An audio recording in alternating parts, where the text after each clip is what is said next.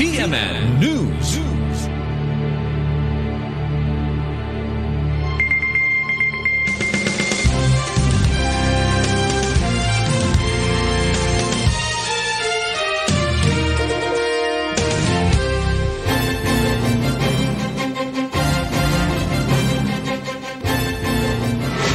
CNN Live Nationwide.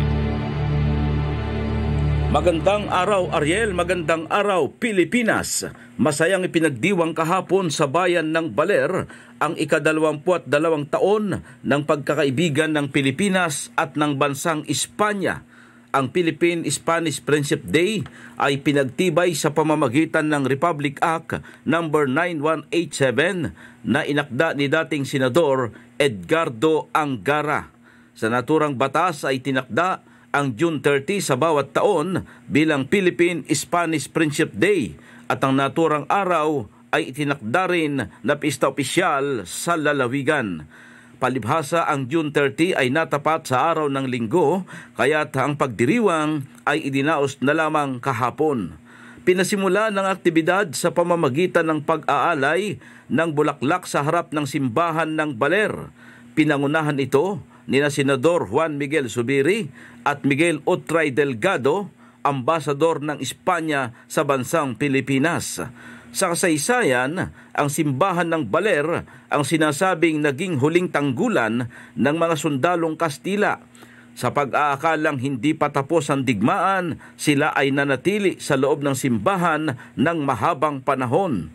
At nang sila ay lumabas ng simbahan matapos malamang nagwakas na nga ang digmaan, sila ay sinalubong ng mamamayan ng Baler na may paglingap. Dito nga nabuo ang pagkakaibigan ng mga Pilipino at Kastila sa naturang bayan. Ang pag-aalay ng bulaklak ay sinaksihan ni Senador Sani Angara, Senador Sherwin Gatchalian, Congressman Romel Angara at iba pang matataas na opisyal ng lalawigan ng Aurora. Gayon din ng delegasyon ng Espanya, kabilang ang ilang inapo ng mga sundalong Kastila na noon ay nagkanlong sa simbahan ng Baler.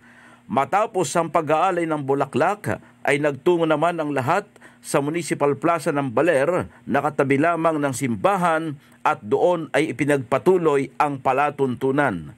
Ayon naman kay Father Israel Gabriel, ang paring lingkod ng parokya ni San Luis Obispo ng Baler at siya ring Vicar General ng Prelatura ng Infanta at Vicar Purey ng Bikaryato ng Validing, ang pananakop ng mga Kastila sa Pilipinas ay nag-iwan ng isang mahalagang pamana.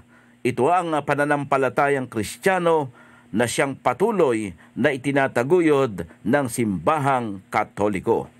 Mula dito sa DCJO Spirit FM CMN Baler Aurora, ako si Ray Fernando nag-uulat live para sa CMN Pilipinas.